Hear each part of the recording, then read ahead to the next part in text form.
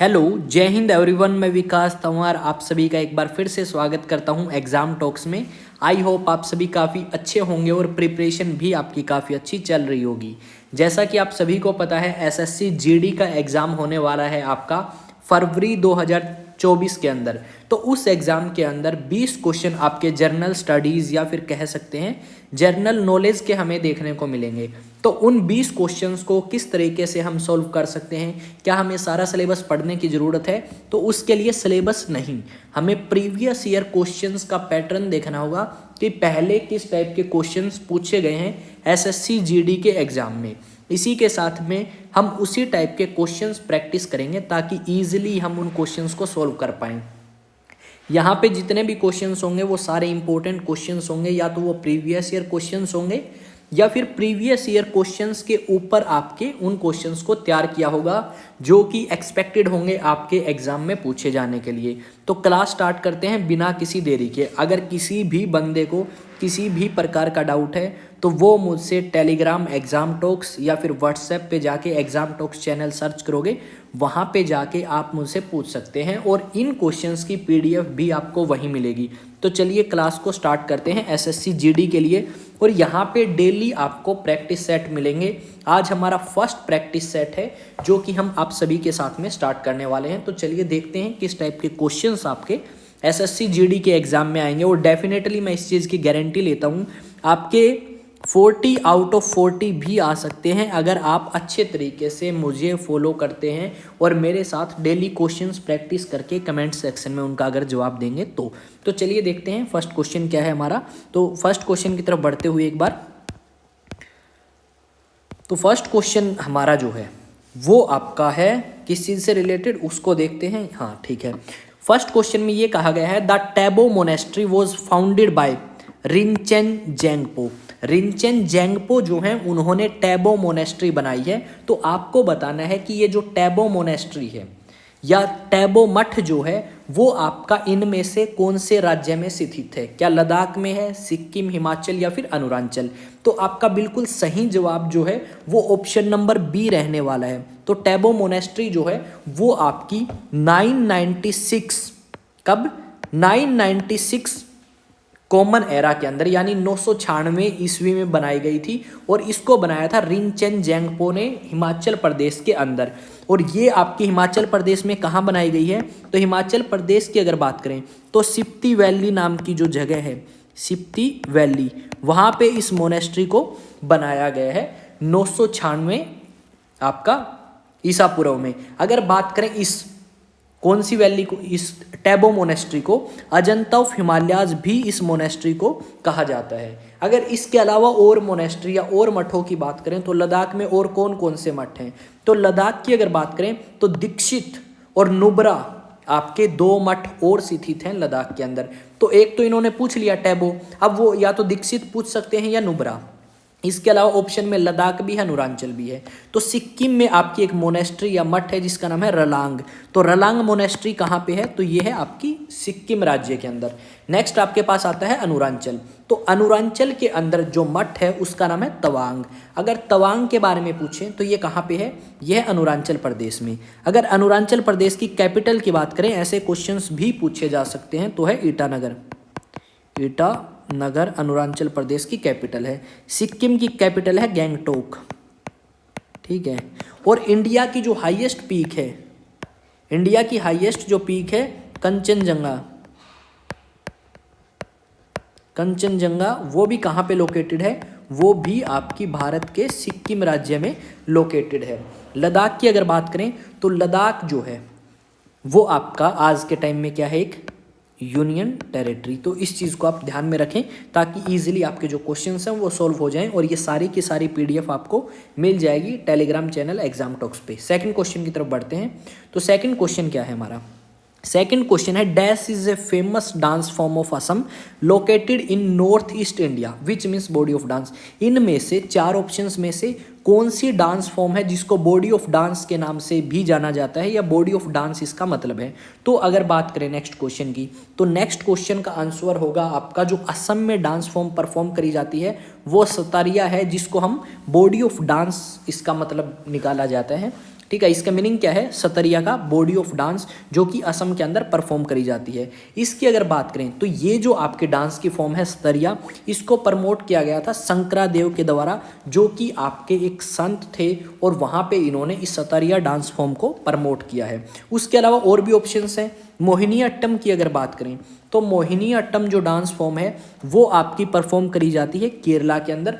और मोहिनी अट्टम ये वर्ड आया है मोहिनी से, और मोहिनी जो है वो फीमेल वर्जन या फीमेल आप कह सकते हो फॉर्म है किसकी? लॉर्ड विष्णु की, विष्णु भगवान की। और टोटल कितने अवतार थे विष्णु भगवान के? 10 अवतार हमें विष्णु भगवान के देखने को मिलेंगे। नेक्स्ट अगर बात करें तो कुचिपुड़ी। कुचिपुड़ी कौन से राज्य के अंदर डांस परफॉर्म किया जाता है? तो आंध्र प्रदेश के अंदर कुचिपुड़ी डांस परफॉर्म किया जाता है। अगर हम बात करें एक चीज़ और, ये आपके डांस से रिलेटेड क्वेश्चंस आते हैं तो हमारे लिए इंपॉर्टेंट टॉपिक हो जाता है डांस से रिलेटेड। तो डांस जो अलग अलग आपके स्टेट्स में परफॉर्म किए जाते हैं जैसे गिद्दा, भंगड़ा, डांडिया, ठीक है, वो सारी आपको याद करनी पड़ेंगी जो अलग अलग स्टेट्स में परफॉर्म किए जाते हैं। तो आप इस टॉपिक को देख सकते हैं और इसके लिए आप जा सकते हैं कौन सी बुक के साथ? अरिहंत जो आपकी बुक आती है, अरिहंत पब्लिकेशन की, जनरल नॉलेज की, उस बुक में से आप ये चीज़ कर सकते हैं। तो इस चीज़ का भी ध्यान रखें। नेक्स्ट क्वेश्चन की तरफ बढ़ते हैं। नेक्स्ट क्वेश्चन है हमारा, जब्ती सिस्टम जो है वो इंट्रोड्यूस किया था टोडरमल ने। ठीक है, तो आपको बताना है ये टोडरमल कौन से मुगल राजा का वित्त मंत्री या फाइनेंस मिनिस्टर था? तो मुगलों में बताना है। अगर हम मुगलों की बात करें तो ये जो जब्ती सिस्टम है ये इंट्रोड्यूस किया था किसने? टोडरमल ने। और किसके दरबार में ये काम करता था? अकबर के दरबार में आपका टोडरमल जो है वो काम करता था। तो इस चीज़ को आप ध्यान में रखेंगे। तो अगर बात करें, एक बार क्वेश्चन ये आया था कि अकबर से पहले टोडरमल ने किसके दरबार में काम किया है? तो अकबर से पहले की अगर बात करें तो ये आपका काम करता था शेर शाह सूरी के दरबार में। अगर इसकी बात करें शेर शाह सूरी की तो ये राजा बना था 1540 से लेके 1545 तक। और इसने किसको बीट किया था? इसने हुमायूं को भारत से निकाल दिया था। इसने 2 युद्ध लड़े हुमायूं के साथ में। ठीक है, अब उन युद्धों का नाम अगर हम देखें तो वो बैटल ऑफ चौसा और बैटल ऑफ कन्नौज थे। वो सारी चीज़ें हम देखेंगे। पर अकबर की बात करते हैं। अकबर ने भारत में जजिया टैक्स रिमूव कर दिया। अकबर कितनी एज में राजा बना? तो अकबर की एज थी जब वो राजा बना 13 ईयर्स की। ठीक है, इस चीज़ को ध्यान में रखना है। 13 साल की उम्र में अकबर जो है वो राजा बनता है। अकबर को गद्दी पे बैठाया जब इसका प्रोटेक्टर यानी इसका संरक्षक कौन था? तो वो था बैरम खान। बैरम खान। अगर ये क्वेश्चन पूछ ले अकबर का कोरोनेशन या राज्याभिषेक कहाँ हुआ? तो अकबर का कोरोनेशन हुआ आपका कलानौर के अंदर। और ये कलानौर है कहाँ पे? तो ये है पंजाब के अंदर। ठीक है, पाकिस्तान पंजाब में आपका कलानौर आज के टाइम में है। और एक हरियाणा के रोहतक के पास है, रोहतक डिस्ट्रिक्ट के अंदर। इसके अलावा अगर अकबर के बारे में बात करें तो अकबर ने हुमायूं का मकबरा बनवाया। अकबर ने अपनी खुद की टॉम्ब या कब्र बनाई सिकंदरा के अंदर। ठीक है, अकबर ने फतेहपुर सीकरी बनवाया। ठीक है, उसके अलावा अकबर ने क्या बनाया? बुलंद दरवाजा। बुलंद दरवाजा ये भी कहाँ है? फतेहपुर सीकरी के अंदर। इसके अलावा अगर अकबर के बारे में बात करें तो इसने जोधाबाई महल बनवाया। जोधाबाई महल अकबर ने बनवाया। तो बहुत सारी चीज़ें हैं अकबर के बारे में। अकबर और वो राणा जो है, क्या नाम है उसका? राणा महाराणा प्रताप। महाराणा प्रताप, इनके बीच में युद्ध हुआ। ठीक है, महाराणा प्रताप। कौन सा युद्ध हुआ? Battle of Haldi Ghati. Battle of Haldi Ghati का युद्ध हुआ था अकबर और महाराणा प्रताप के बीच में। कब हुआ था? 1576 के अंदर ये युद्ध आपका हुआ था अकबर और महाराणा प्रताप के बीच में। तो ये पॉइंट आपके इंपॉर्टेंट है अकबर से रिलेटेड, जो कि आपके एग्जाम में पूछे जा सकते हैं। अब बढ़ते हैं नेक्स्ट क्वेश्चन की तरफ। अकबर से जितने इंपॉर्टेंट पॉइंट्स थे वो मैंने बताने की कोशिश करी है। अब नेक्स्ट बात करते हैं कि पंडित रविशंकर जो कि आपके सितार वादक थे, सितार को बजाते थे, उनको भारत रत्न दिया गया है। तो आपको बताना है कि पंडित रविशंकर को भारत रत्न किस वर्ष दिया गया था? तो इसका जो ऑप्शन है वो ऑप्शन नंबर बी करेक्ट रहेगा। 1999 में पंडित रविशंकर को भारत रत्न दिया गया था, जो कि भारत का सबसे बड़ा सर्वोच्च सम्मान सिविल ऑनर अवार्ड जो है वो आपका सबसे बड़ा कौन सा है? भारत रत्न। अगर मैं बात करूं आपकी डिफेंस फोर्सेस में सबसे बड़ा जो सम्मान है वो कौन सा है, वो आप मुझे कमेंट सेक्शन में बताएंगे। अगर भारत रत्न की बात करें तो इससे नीचे भी हैं पद्म भूषण, उसके बड़ा है पद्म विभूषण, और इससे नीचे भी है एक पद्म श्री। ठीक है, ये भी आपके सिविल ऑनर अवार्ड हैं जो कि भारत के अंदर अलग अलग व्यक्तियों को दिए जाते हैं उनके काम को देखते हुए कि उन्होंने देश के लिए क्या कुछ किया है। तो इस चीज़ को ध्यान में रखना है कि भारत रत्न जो है पंडित रविशंकर को दिया गया है 1999 में। इस बार ये क्वेश्चन पूछा जा सकता है, पंडित रविशंकर कौन से इंस्ट्रूमेंट को प्ले करते थे? तो सितार वादक पंडित रविशंकर थे। इसके अलावा और भी पूछ सकते हैं आपसे, जैसे बिस्मिल्लाह खान जो हैं वो कौन से इंस्ट्रूमेंट को प्ले करते थे। इस टाइप के क्वेश्चंस आपसे पूछे जा सकते हैं एसएससी जीडी के एग्जाम में। अगर किसी भी बंदे को कोई डाउट है तो भाई बता सकता है। और जितने भी एसएससी जीडी की प्रिपरेशन करने वाले हैं और उनको लगता है कि इस बार वो एग्ज़ाम को फोड़ देंगे तो भाई कमेंट करके ज़रूर बताएं कि तैयारी आपकी कैसी चल रही है, और साथ में ये भी बताएं कि इन क्वेश्चंस की आपको कितनी जो है सहायता मिल रही है इन क्वेश्चंस से। तो अब बढ़ते हैं नेक्स्ट क्वेश्चन की तरफ। नेक्स्ट क्वेश्चन है आपका श्रीशैलम जो है वो हाइड्रो इलेक्ट्रिक पावर प्रोजेक्ट है। आपको बताना है ये Srisailam hydro electric power project कौन सी नदी के ऊपर है? क्या तुंगभद्रा पे है, पेन्ना पे है, गोदावरी या कृष्णा? तो ऑप्शन नंबर सी जो है वो हमारा बिल्कुल सही रहने वाला है। कृष्णा नदी के ऊपर Srisailam hydro electric power project जो है वो बनाया गया है। अगर बात करें राज्य कौन से में है तो आंध्र प्रदेश के अंदर इस राज्य को, इस हाइड्रो इलेक्ट्रिक पावर प्लांट को बनाया गया है आंध्र प्रदेश के कुर्नूल डिस्ट्रिक्ट में।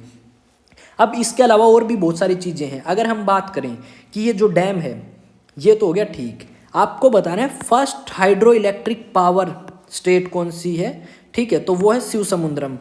ठीक है, अगर नेक्स्ट बात करें तो टिहरी डैम जो है वो भारत का सबसे ऊंचा डैम है और ये भागीरथी नदी के ऊपर उत्तराखंड राज्य में है। भागीरथी, ठीक है, शॉर्ट फॉर्म में लिखा है मैंने भागीरथी। अलकनंदा और भागीरथी जब मिलती है तो गंगा का निर्माण होता है देवप्रयाग के पास। मैं नीचे लिख देता हूं, अलकनंदा और भागीरथी जब मिलती है तो क्या बनाती है? गंगा। कहाँ मिलती हैं ये दोनों नदियाँ? ये मिलती हैं देवप्रयाग में। ठीक है, अगर मैं बात करूँ सबसे बड़ी ट्रिब्यूटरी कौन सी है गंगा की?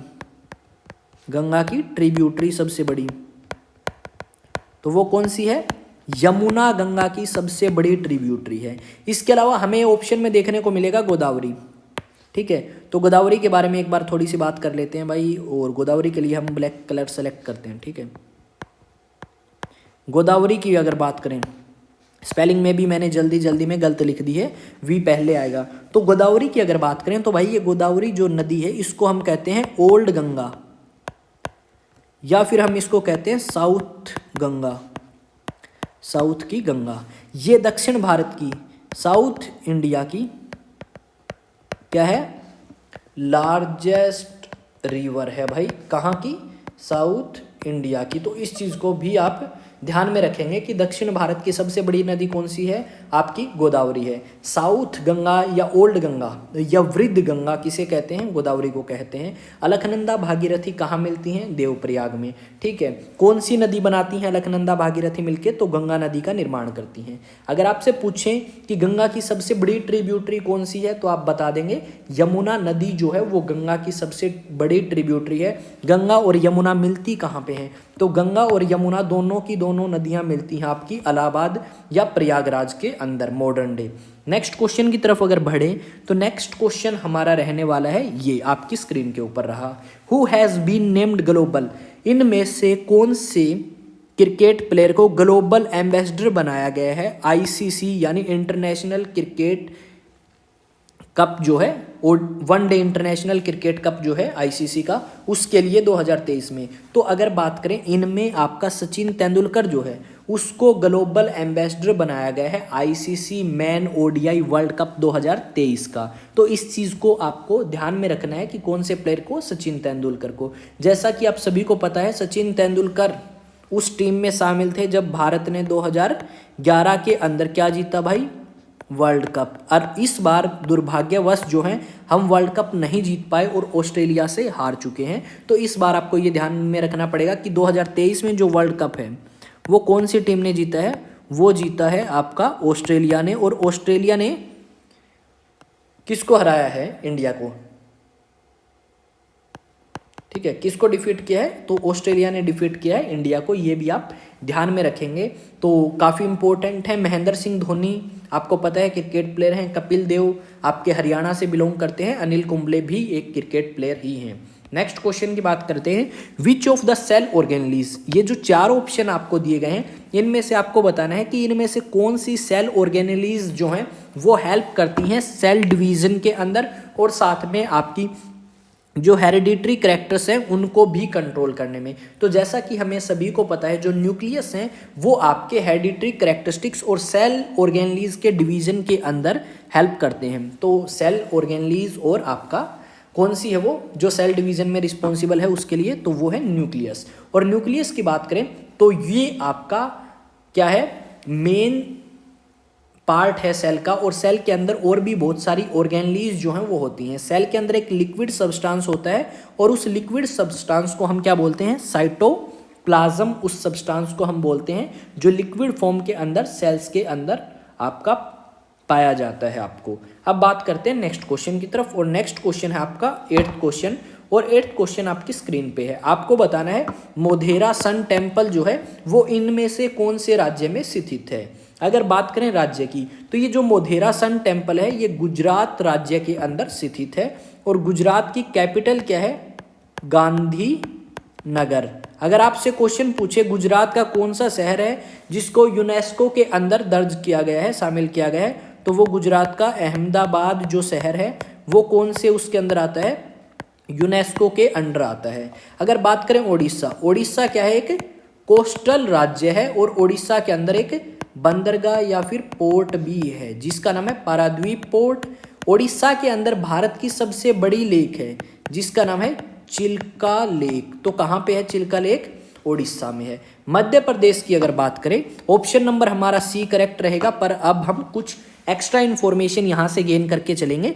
तो अगर मध्य प्रदेश की बात करें तो मध्य प्रदेश को हम क्या कहते हैं, टाइगर स्टेट। सबसे ज़्यादा टाइगर कहाँ मिलते हैं, मध्य प्रदेश के अंदर। अगर बात करें मध्य प्रदेश के अंदर तो मैक्सिमम फॉरेस्ट कौन से राज्य के अंदर है, तो वो भी आपका मध्य प्रदेश राज्य के अंदर आपको मिलेगा। झारखंड की अगर बात करें तो झारखंड की कैपिटल तो है रांची, और झारखंड के अंदर आपको बहुत बड़ी मात्रा में कोयला जो है वो मिलेगा। तो इस चीज़ को भी आप ध्यान रखें। झारखंड कब बना था, तो झारखंड बना 2000 में, और ये कौन से राज्य से अलग होके बना था, बिहार से अलग होके झारखंड को बनाया गया। तो इन चीज़ों को भी ध्यान में रखना है भाई, ऐसे क्वेश्चंस जो हैं आपके एग्जाम में पूछे जा सकते हैं। अब बढ़ते हैं नेक्स्ट क्वेश्चन की तरफ, ठीक है। अगर इसमें बात करें कौन से, मोधेरा सन टेम्पल की, तो मोधेरा सन टेम्पल जो है उसको बनाया किसने था, भीम फर्स्ट ने इसको बनवाया था। और ये जो भीम फर्स्ट है ये कौन से वंश का राजा है, तो ये आपका चोलक्या वंश का राजा है। कौन सी डायनेस्टी से बिलोंग करता है, तो चोलक्या वंश। अगर आपसे वो पूछ ले Modhera sun temple Bhim first ने बनवाया, तो भीम फर्स्ट बताओ कौन से राज्य से बिलोंग करता था, तो चोलक्या से। इसने 1026-27 के आसपास इसको बनाया था। और 2022 के अंदर भारत के प्रधानमंत्री मिस्टर नरेंद्र मोदी जो हैं वो उद्घाटन करते हैं solar powered 3D projection mapping show का, कहाँ पे, मोधेरा सन टेम्पल गुजरात के अंदर। इसके अलावा कुछ एक और इम्पोर्टेंट टेम्पल्स हैं अलग अलग राज्यों में। जैसे अगर वो झारखंड के बारे में पूछ ले तो बाध्यनाथ जो टेम्पल है वो झारखंड में है। मध्य प्रदेश की बात करें तो ओमकेश्वर जो है वो मध्य प्रदेश के अंदर है। इसके अलावा उज्जैन कहाँ है, ये भी मध्य प्रदेश के अंदर लोकेटेड है। अगर बात करें ओडिशा की तो जगन्नाथ टेम्पल कहाँ पे है, ओडिशा में है। कोणार्क टेम्पल कहाँ है, ओडिशा में है। पुरी टेम्पल कहाँ है, तो वो भी आपका ओडिशा राज्य में है। लिंगराज टेम्पल कहाँ पे है, वो भी ओडिशा राज्य के अंदर आपको मिलेगा। अगर मैं आपसे क्वेश्चन पूछूं गुजरात के अंदर और कौन सा टेम्पल है जो काफ़ी फेमस है, तो गुजरात के अंदर एक और टेम्पल है जो काफ़ी फेमस है, वो है सोमनाथ टेम्पल। कौन सा मंदिर, सोमनाथ का मंदिर, और इसको अटैक किया था महमूद गजनी ने। महमूद गजनी ने इसके ऊपर अटैक किया था और इसको लूटा भी गया था 1025 में। कब अटैक किया महमूद गजनी ने? 1025 एडी के अंदर। और उस टाइम भीम फर्स्ट जो है वो राजा थे चोलक्या वंश के। ठीक है, कौन थे? भीम फर्स्ट, जो कि हमने मोधेरा सन टेम्पल वाले में बात करी है, वही उस समय क्या थे? चोलक्या वंश के राजा थे गुजरात में, जो रूल कर रहे थे, पर सोमनाथ मंदिर को नहीं बचा पाए वो। ठीक है, तो अब बढ़ते हैं नेक्स्ट क्वेश्चन की तरफ। नेक्स्ट क्वेश्चन है, आपको बताना है इनमें से कौन सा, चारों में से कौन सा ऐसा फीचर है जो नॉन फेडरल फीचर शो करता है इंडियन कॉन्स्टिट्यूशन का।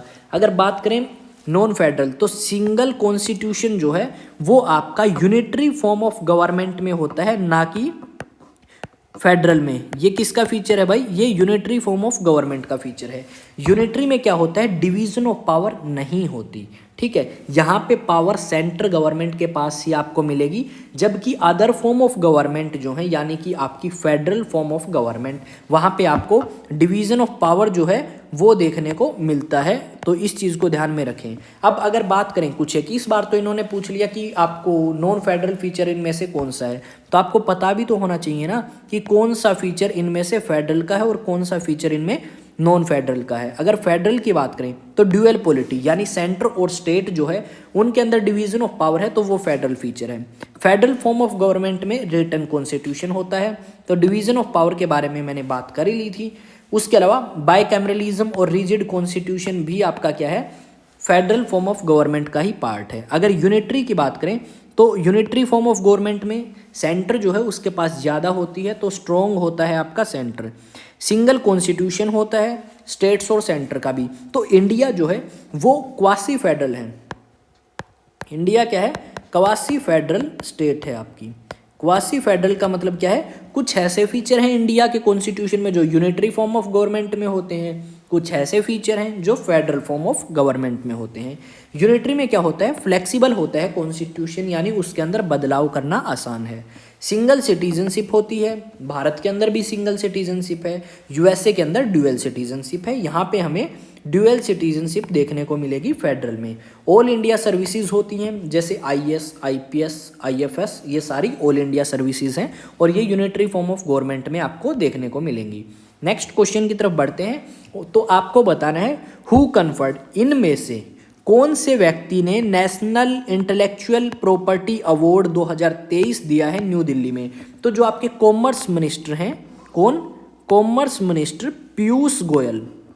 कॉमर्स मिनिस्टर पीयूष गोयल जो हैं उन्होंने इस बार 2023 के अंदर नेशनल इंटेलेक्चुअल प्रॉपर्टी अवार्ड जो है वो दिया है। तो ये हुआ कहाँ पे है? अगर पूछ लें कि नेशनल इंटेलेक्चुअल प्रॉपर्टी अवार्ड जो कॉन्फ्रेंस है वो कहाँ आयोजित हुई, तो हम बता देंगे न्यू दिल्ली के अंदर। अगर कह दे अवार्ड किसने दिए तो हम बता देंगे पीयूष गोयल साहब ने। तो अगर हम बात करें भारत की प्रेसिडेंट कौन है, तो जैसा कि आप सभी को पता है भारत की प्रेसिडेंट है द्रौपदी मुर्मू।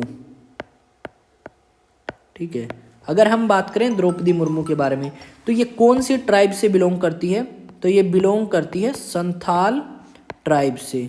और कौन से राज्य से? तो ये आपका राज्य है उड़ीसा। ठीक है, उड़ीसा राज्य।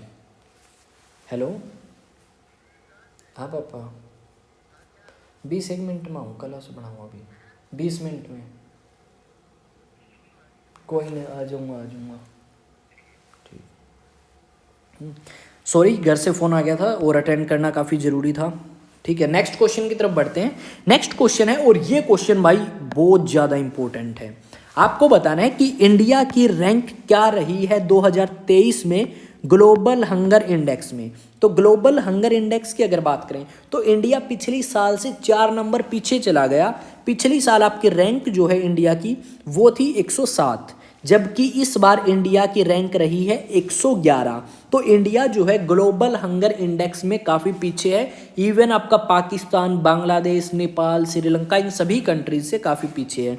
तो टोटल जो कंट्रीज़ हैं वो थी 125 और उस 125 में से इंडिया का स्थान रहा है 111वां। अगर बात करें पाकिस्तान की, यानी अपने पड़ोसी देश की, तो ये आपका 102 रैंक पे रहा है। बांग्लादेश आपका 81वें रैंक पे जिसको हमने बनाया था। तो बांग्लादेश कब बना था? 1971 में बांग्लादेश का निर्माण हुआ था। नेपाल की अगर बात करें 69th रैंक, श्रीलंका 60 जो कि काफ़ी अच्छी है। और यहाँ पे हमें इकोनॉमिकल कंडीशंस जो हैं वो काफ़ी ख़राब देखने को मिलेंगी। उसके बाद भी ग्लोबल हंगर इंडेक्स में इंडिया से काफ़ी आगे हमें देखने को मिलेगा श्रीलंका, जो कि काफ़ी रिमार्केबल है हमारे लिए और हमें सीखना भी चाहिए। अब पता नहीं किस बेसिस पे इन्होंने ये रैंकिंग करी है, हमें समझ नहीं आया, पर इंडिया की सिचुएशंस इन कंट्रीज से तो मे भी अच्छी होगी, ठीक है। पर रीज़न ये भी हो सकता है इंडिया की काफ़ी ऐसी पॉपुलेशन है जो आपकी अफेक्टेड है खाने से, या खाना उनको नहीं मिलता है। नेक्स्ट अगर क्वेश्चन की बात करें तो नेक्स्ट है जो ड्रिबलिंग एक वर्ड है वो कौन से गेम से संबंधित है? तो जो ड्रिबलिंग वर्ड है ये आपका कौन से गेम से संबंधित है? तो कमेंट सेक्शन में जल्दी बताओ, अदरवाइज मैं बताऊंगा।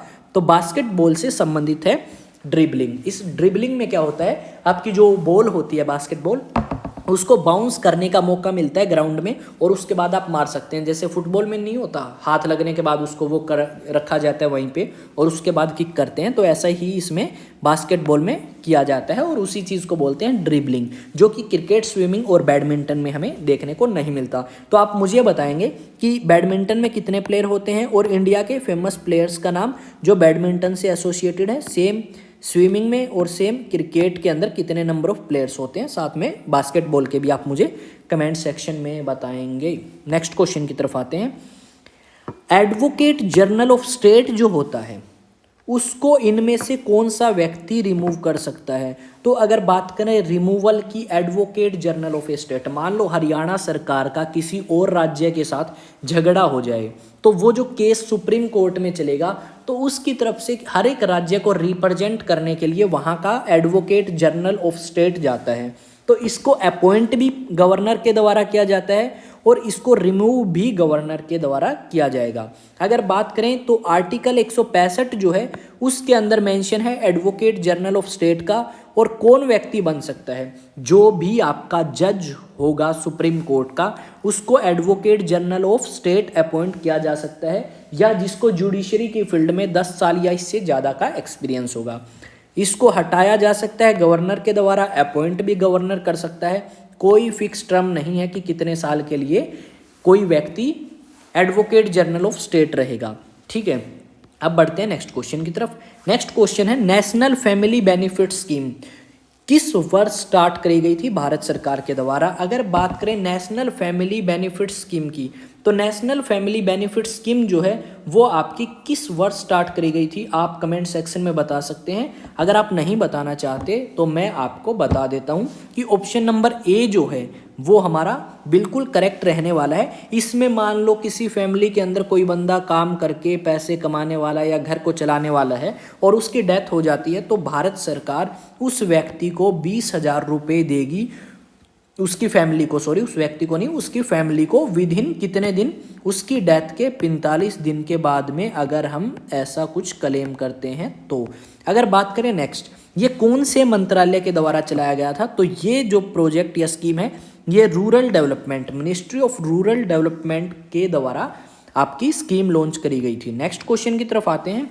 नेक्स्ट क्वेश्चन है नेम द कमेटी। आपको उस कमेटी का नाम बताना है जिस, ठीक है, name the committee formed for the, उस कमेटी का नाम बताना है जो गांव और गांव के अंदर स्मॉल स्केल इंडस्ट्रीज को सेटअप करने के लिए बनाई गई थी। तो उस कमेटी का नाम है कार्वे कमेटी, यानी ऑप्शन नंबर सी जो है वो हमारा बिल्कुल सही रहेगा। जो आपका प्लानिंग कमीशन, यानी पहले इसको प्लानिंग कमीशन बोलते थे, अब इस प्लानिंग कमीशन का नाम क्या हो चुका है? नीति आयोग।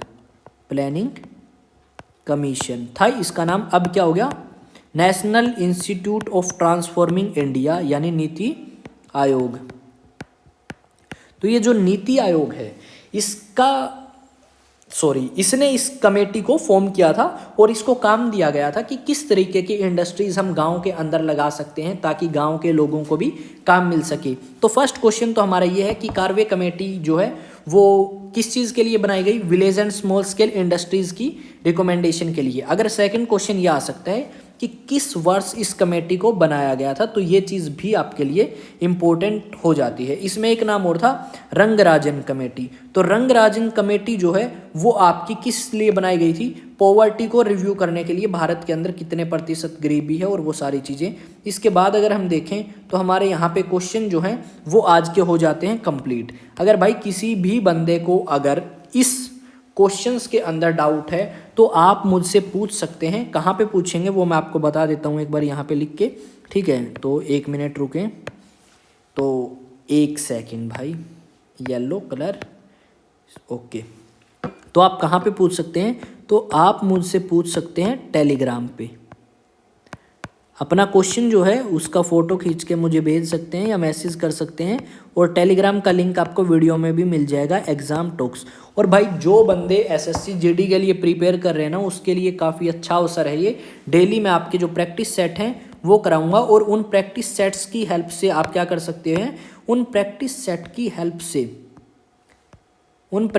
की हेल्प से आप अपना जो स्कोर है वो काफ़ी बूस्ट कर सकते हैं। आज हमारा फर्स्ट सेट था जिसके अंदर हमने 15 क्वेश्चन किए थे, पर ये 15 नहीं, अगर हम देखें तो एक क्वेश्चन के साथ हमने 2 से 3 क्वेश्चन करने की कोशिश करी थी, यानी लगभग 40 से 50 क्वेश्चन। और आपका एग्ज़ाम कब है, आपका एग्ज़ाम है फरवरी महीने के अंदर, 20 के बाद स्टार्ट होंगे, 20 से 12 मार्च। तो उस टाइम तक हम बहुत सारे क्वेश्चंस कर चुके होंगे जो आपके एग्ज़ाम में या तो पहले आए हैं या फिर ऐसे आ सकते हैं। डेफिनेटली आपको पक्का इससे बेनिफिट होगा, और ये सारी की सारी चीज़ें मैं आपको दिखाऊंगा कि कितने क्वेश्चंस हमने जो हमारी क्लासेस के अंदर किए हैं उनमें से आए हैं। और ये सारी की सारी PDF आपको टेलीग्राम चैनल के ऊपर कनेक्ट हो मेरे साथ, वहाँ पे प्रोवाइड करा दी जाएगी, ताकि अगर आप रिवीजन करना चाहें क्लास लगाने के बाद तो रिवाइज कर सकें कि कौन से क्वेश्चंस हैं और किस तरीके से हम इन क्वेश्चंस को सोल्व कर सकते हैं। आई होप आपको कोई भी प्रॉब्लम नहीं हुई होगी इन क्वेश्चंस के अंदर। अगर किसी भी टाइप की भाई कोई प्रॉब्लम है तो पूछ सकते हैं। दूसरी बात जो सबसे इम्पोर्टेंट है, चैनल आपका अपना है। अगर वीडियो अच्छी लगे तो वीडियो को लाइक, शेयर और सब्सक्राइब कर सकते हैं। शेयर करें अपने दोस्तों के साथ जो एसएससी जीडी के लिए प्रिपेयर कर रहे हैं इस बार, और वीडियो को लाइक करें, और साथ में चैनल आपका अपना है तो सब्सक्राइब कर लेंगे। तो मिलते हैं नेक्स्ट वीडियो में। जय हिंद, जय भारत।